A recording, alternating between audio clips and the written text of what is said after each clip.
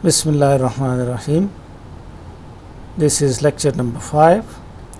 The name of the paper is Phonetics and Phonology and the topic we'll discuss today is the description of cardinal vowels, and in this description we will take these hints: the high-low distinction, the front-back distinction, and the rounded unrounded distinction. This lecture is specifically for the students of BS 4th year GDC PABI, but the students of those colleges which are affiliated with Abdul Wali Khan University can also make use of this lecture.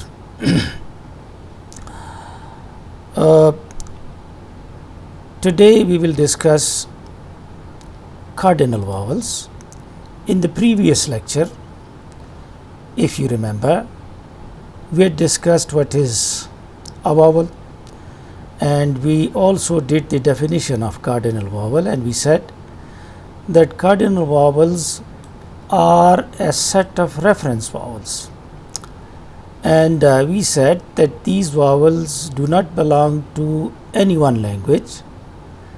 Rather, these vowels are taken as a reference, and the vowels of other languages are compared with them, and they are described. We also said that cardinal vowels are those vowels in which the position of the tongue is at the extreme, and by extreme we meant that it is either front, back, high or low. If you look at this chart, these are the extreme positions. This position coming down here, and then this position, and then this position. This one is the front position.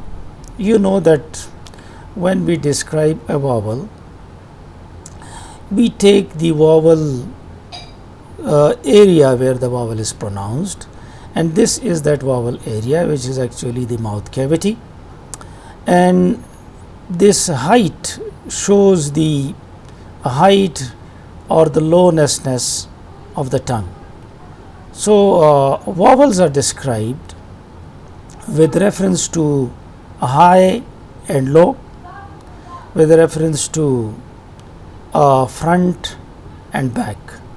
So these are 2 points we should remember, and there is the third one.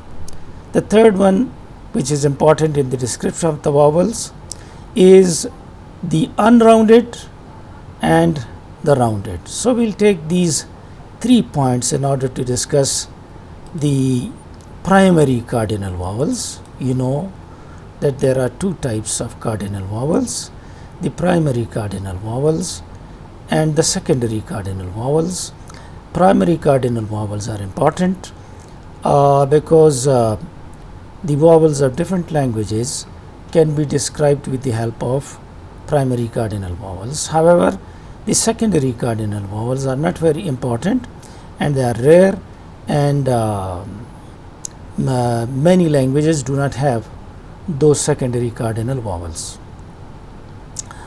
Now, coming to the description of the primary cardinal vowels, as I said, you already know from this lecture, which I had given a few days back, that cardinal vowels are a set of reference vowels, that they are not the vowels of any particular language. We need to know a few facts about the primary cardinal vowels. The first one is that we assume that all the vowels are voiced. Voiced, as you know, means that when we pronounce them, our vocal cords vibrate, and as a result they are referred to as voiced. The second fact to remember about the vowels is that we pronounce vowels with open approximation. Open approximation means that when we pronounce vowels, any vowel, cardinal vowels or others, the air rushing out of our mouth cavity or mouth passage is not blocked anywhere. Neither is it blocked partially nor is it blocked fully. This is called open approximation. The third fact to remember is that all the vowel sounds are oral sounds. That is, when we pronounce them, the air only rushes through our mouth and it doesn't pass through the nasal passage. The fourth fact to remember is that the position of the tongue can follow a range of places. There are a range of positions which the tongue can occupy, and to understand them is quite subtle and therefore a little difficult, not impossible, but they are a little difficult to find out the exact positions of the tongue, where the tongue goes when you pronounce E, where is the tongue when you pronounce A, where is the tongue when you pronounce A, and where is it when you pronounce A. You can see there is a little difference, but to find out with the help of your own mouth and tongue is quite difficult. So these are the facts which you should remember in order to discuss the cardinal vowels or the vowel sounds. Three other things are important for the discussion of vowel sounds. Three things were important when we were discussing consonant sounds, and we said that consonant sounds are discussed with reference to the place of articulation, with reference to the manner of articulation, and with reference to voiced and voiceless distinction. Three types of things in the same manner are needed when we want to discuss the primary or the secondary vowels, secondary cardinal vowels, primary cardinal vowels. The first one is the this area, the high low distinction. So we need to know how high is the tongue, how low is the tongue. So this high low distinction is important in order to describe a vowel. The second thing is the front back distinction. So, this is again important in order to discuss a vowel, because a vowel is either front or back, either high or low. There is the third criteria and the third item which also should be remembered and is important, and that is whether the vowel you pronounce is rounded or unrounded, and this refers to the position of the lips, whether the lips are rounded when you pronounce a vowel or they are unrounded. So this is what has been discussed here in this next paragraph of your notes, that the vowel space can be divided along two dimensions. As I said, the first dimension is the high-low dimension. The high-low dimension is called high because when the tongue is high, we call that vowel as high vowel. If the tongue is to the low position, we say this vowel is low. If the tongue is in the front position, we say this vowel is front or this vowel is back. And this high-low is also referred to as closed open. High is referred to closed because when the tongue goes high, the mouth remains almost closed, and when the tongue goes low, the mouth becomes open. So therefore the high-low distinction is also called as the open-close distinction. So therefore you have the high-low dimensions, which are also called the close-open dimensions, and this is this high-low dimension is actually the vertical axis in the diagram. If you look at this diagram, the high-low distinction is the vertical axis and the front back distinction is the horizontal distinction, horizontal axis. The second is, as I said, the front back dimension, and this is the horizontal dimension. In each of these dimensions, the front back dimension and the high-low dimension, if you look at this diagram, or rather this is a small one, look at this a little bigger one diagram, you see that this is the front and this is the back, but you also have the midpoint. The same is the case with high-low, and you have two further points in the middle. This one is close to the high one, therefore it is called high mid. This is close to the low one.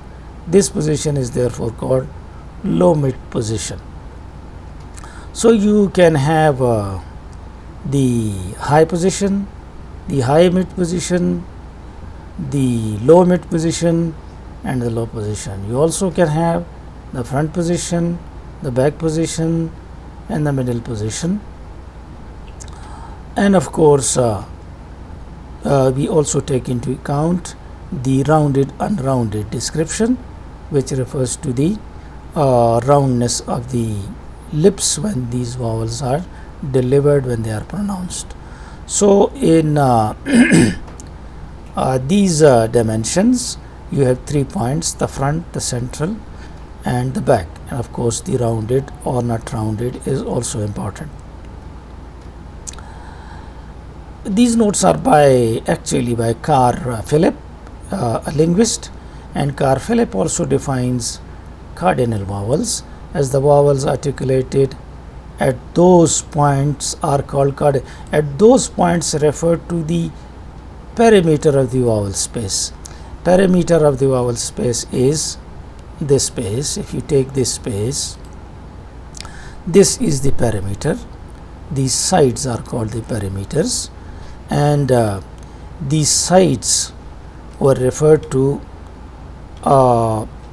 as if you look at this from Wikipedia, a set of reference vowels, we said, and we also said when the tongue is in an extreme position.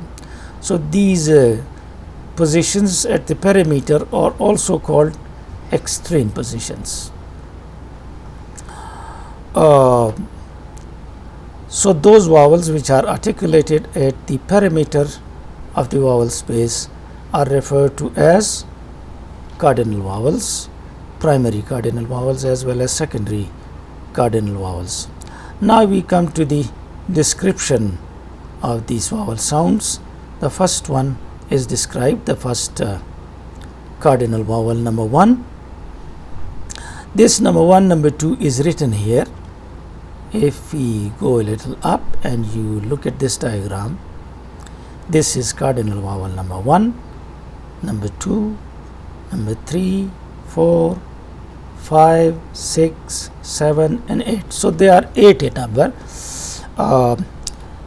I can click them for you in this table, IPA chart, International Phonetic Alphabet, and you can listen to these sounds.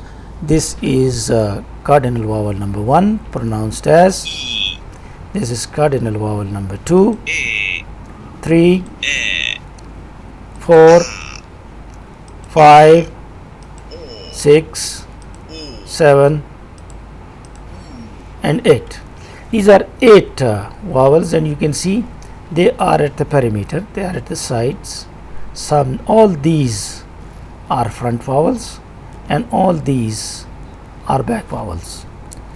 In all pronouncing all these vowels, the lips become unrounded, and in case of these vowels, the lips become rounded. This rounded and unrounded effect can be seen here in this diagram from Wikipedia. This is vowel number 1. You can see the lips are unrounded. Vowel number 2, 3, 4, 5, and then 6, 7, 8. In these vowels, the lips are unrounded, while in the case of these vowels, the lips are rounded. You can see it's rounded lips, unrounded lips. So in order to describe these vowels, vowel number 1, as I said, if we look at this diagram from Wikipedia once again, from IPA chart, this is vowel number 1. You can see at the position, this shows the position of the tongue. Your tongue position is the highest position, therefore it is a high vowel. A high is also referred to as close, because while pronouncing, more or less, your mouth remains shut or closed. So therefore it is a close vowel or a high vowel. And these vowels are at the front position. The tongue goes as front as possible. So the second criteria is that it is a front vowel. High vowel, front vowel. And the third one is the rounded unrounded distinction. And if you pronounce this one, E sound, the lips remain unrounded, so therefore it is unrounded. In the description, we would say that it is high, front, unrounded vowel.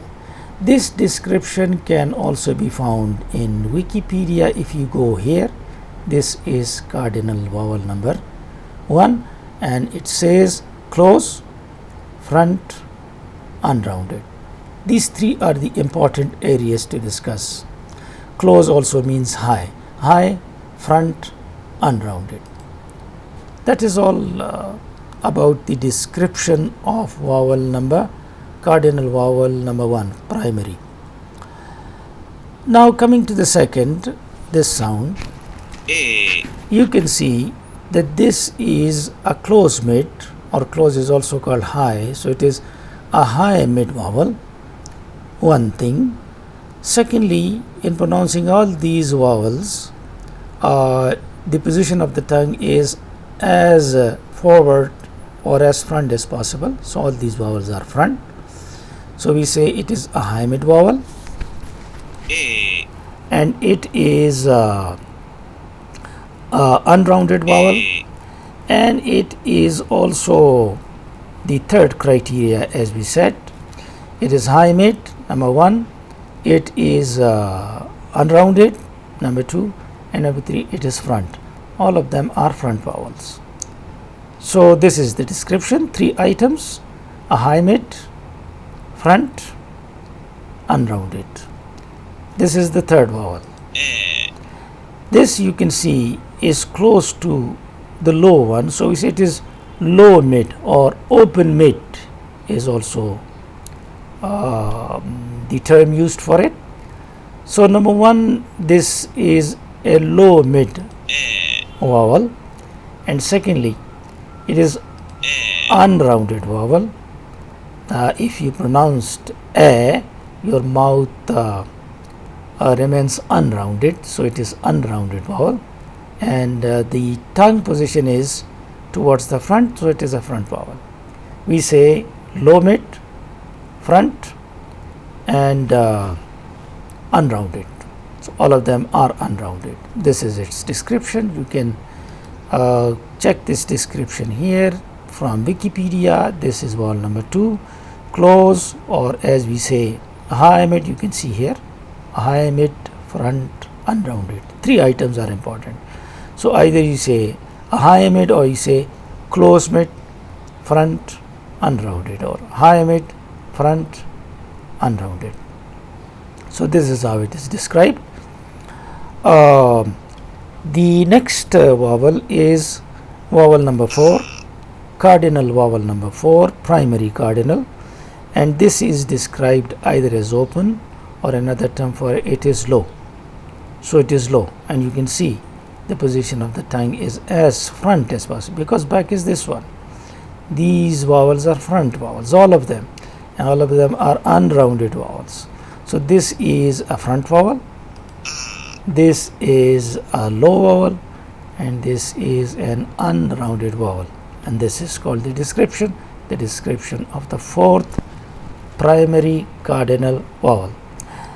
This is the 5th primary cardinal vowel, and you can see in describing all these vowels we said front unrounded. In describing all these cardinal vowels we would say that all these are back rounded. So this is common in all of them. In the 5th, 6th, 7th and 8th vowels, two things are common. All of them are back and all of them are rounded. Contrasted with these, all of them are front and unrounded. All of these are back and rounded. But the position changes, of course, from open to open, mid, or close, or from high to high, mid, and low. So this vowel, which is primary cardinal vowel number 5, is described as back.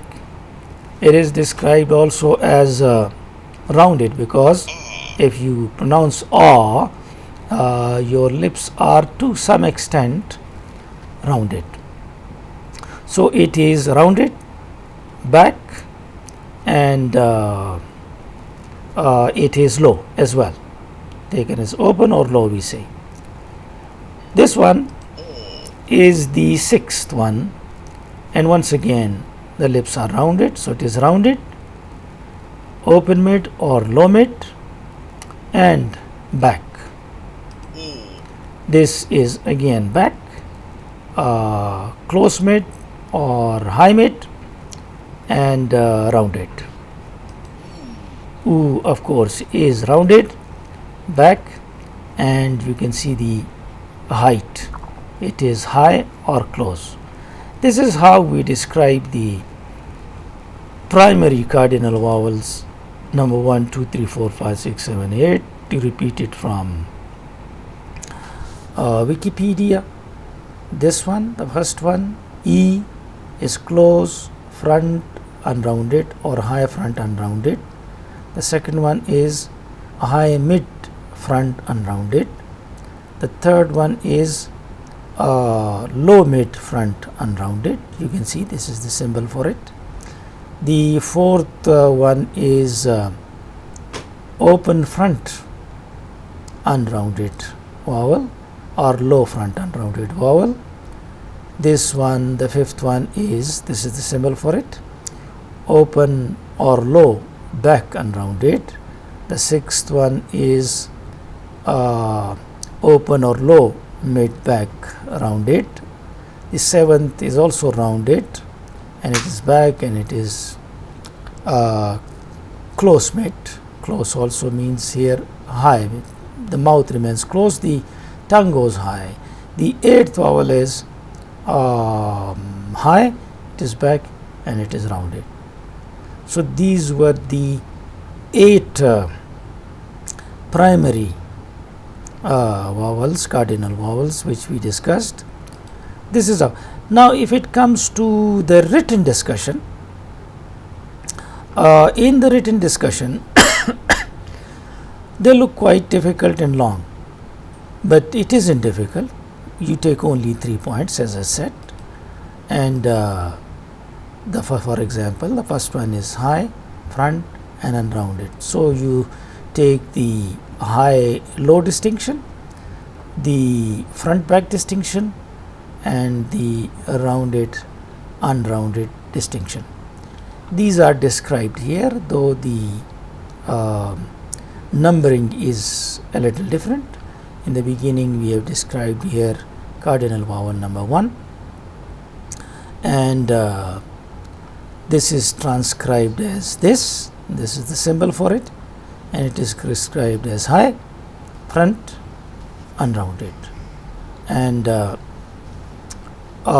if we compare the English vowel, of course, as I said before, these are not English vowels, they are reference vowels. If we compare the vowel of found in peep, the E sound, this is quite close to the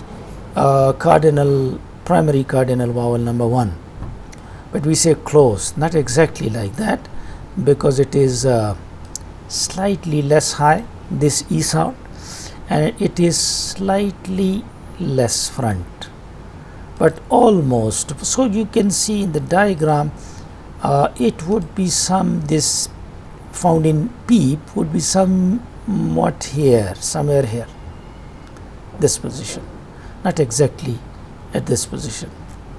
So this is how number 1 is described. Now in the notes we have cardinal vowel number 5 after number 1, because this is exactly the opposite of number 1. Number 1 is high, number 5 is low. Number 1 is front, number 5 is back.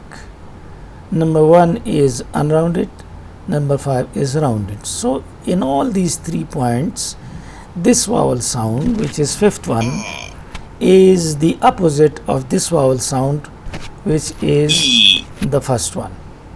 So that's why we have this fifth after number first. This is back, unrounded vowel and low vowel. This is the symbol for it. Then coming to cardinal vowel number 4, the transcription is like this. This is the symbol for it, and in the description it is of course front, and it is also unrounded, as from 1 to 4 all are unrounded vowels. So coming to the next one, cardinal vowel number 2 is transcribed like this, and we have already described it in the description. As you know, cardinal vowel number 2 is high, mid, front, unrounded. This is the description. If you remember this diagram, or if you remember this diagram,